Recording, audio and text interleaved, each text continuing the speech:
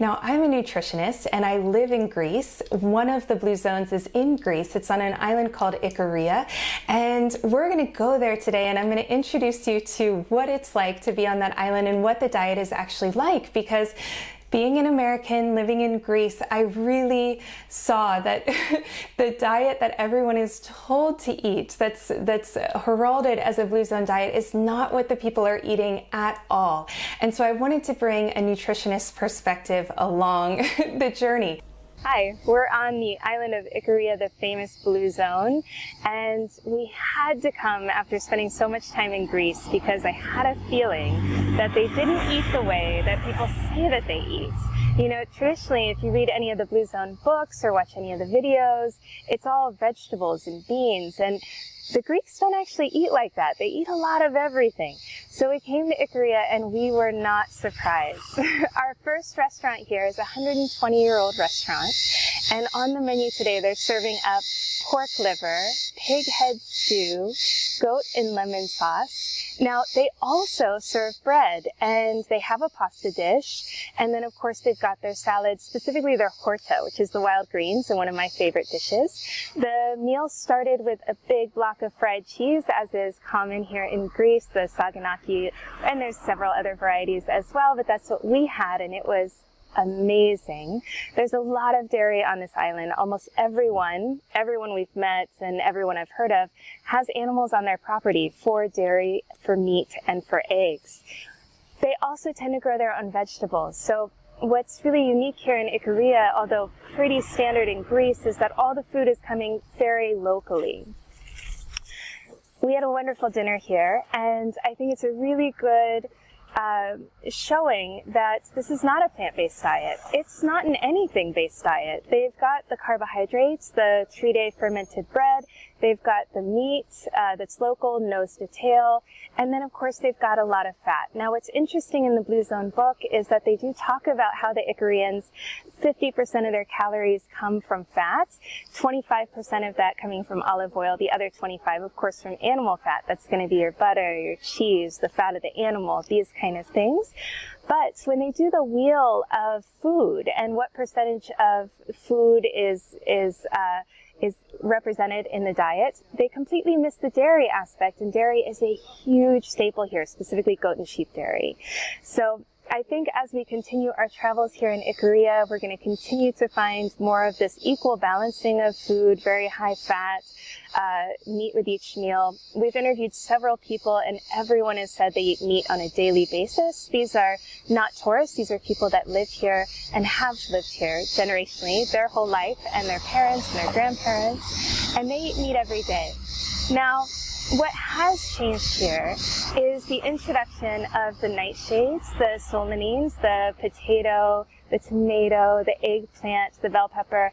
Although when we think of a Greek salad, we think of tomatoes and cucumber and olive oil and feta.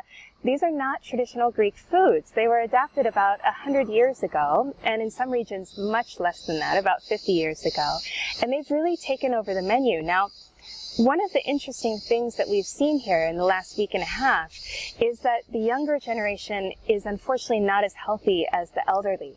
So the elderly are going around still working. In fact, the woman making our food tonight is 93 years old, and she's cooking up an organ meat stew, carrying it down the stairs in perfect health, still working full time.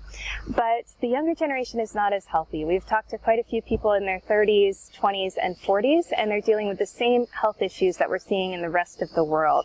Everything from dyslexia and mental health issues to physical health issues, obesity and digestive issues, food allergies, psoriasis, these kind of things. My theory, my loose theory, is that this is coming from the influx of these nightshades and the lectin-rich vegetables, but time will tell if that's the case. I really don't think, after what I've seen here, that this is going to be a blue zone for much longer, and I definitely don't think this is a blue zone because of a plant-based diet. This diet is anything but plant-based.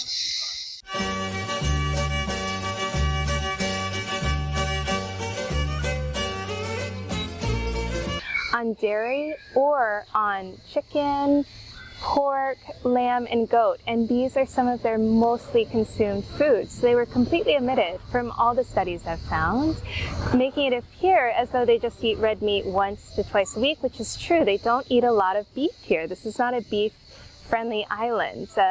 The cattle really can't live well on this terrain. This is more for sheep and lamb and goats.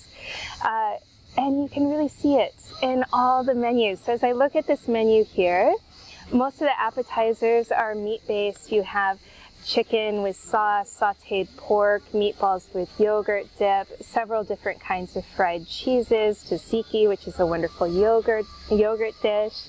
And then you've got all the main dishes, which are all meat-based and seafood. Everything from fried whole fish to pork belly, to a hamburger stuffed with cheese, of all things, and that's actually quite common here. So you can really see, even with the salads, a lot of the salads have meat or definitely dairy in them as well, and those are considered more of a side dish and appetizer. So from this, you can really see it's not a plant-based diet here at all, and I think we got the misperception that it was a plant-based diet because of things lacking on the food questionnaires given to the Icarians. Nico, I'm going to ask you a few questions about what your diet is like every day and generally for the people around you and your family and so on. What can you tell me generally about the Icarian way of life as well? Okay. Let's start with that.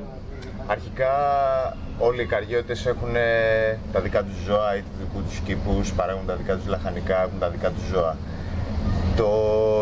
Το δικό τους κρασί εννοείται. Οι περισσότεροι έχουν τα κατσίκια τους, είναι τα γουρούνια, τα χοιρινά, πολλά πράσινα από το βουνό.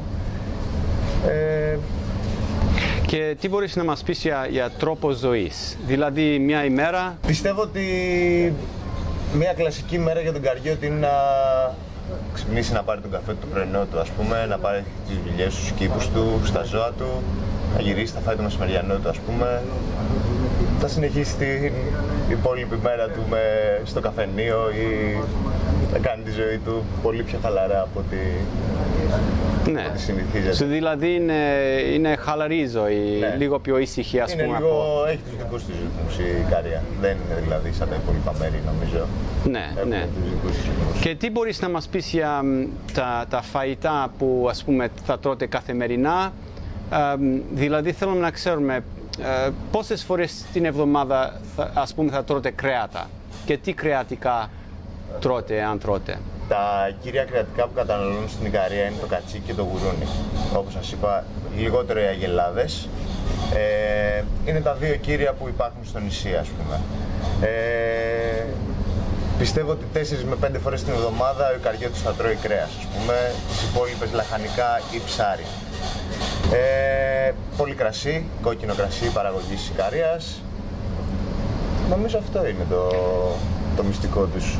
Εντάξει. Τρώνε δικά τους προϊόντα, από τους δικούς τους κήπους, χωρίς φάρμακα, τα ζώα τρέφονται καλά, δεν βασανίζονται, είναι ελεύθερα σε χωράφια, νομίζω ότι αυτό είμαστε μιλίζο. Και για τις εποχές αλλάζετε τα φαγητά που τρώτε κατά εποχή?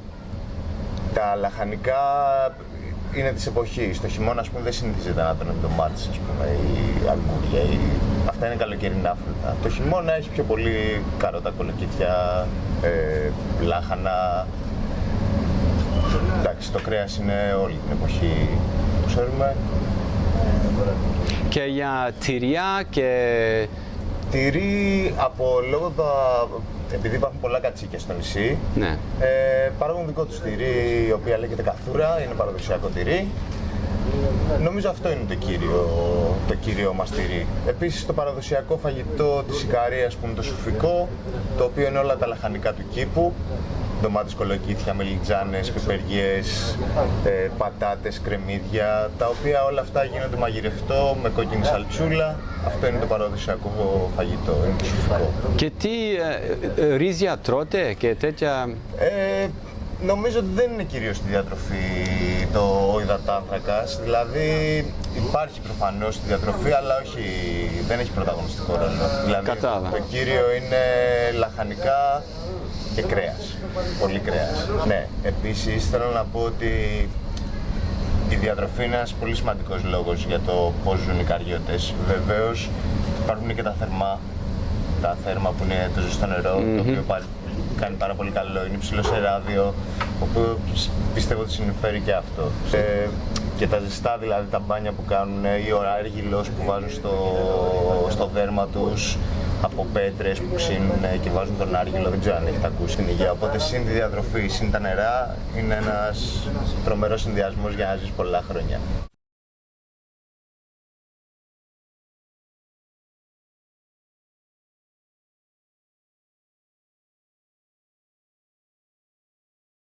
Too, if you look around us, you'll notice we're on a big mountain here. This island is very mountainous, and so it's perfect for growing things like the wine, the grapes, these kind of things, and for the goats and the sheep. It's not great for large-scale farming. You're not going to see any big rice fields or corn fields, any of those kind of things here. You're going to see more small-scale farming because of the terrain. So yards are going to have little vegetable gardens and that sort of thing.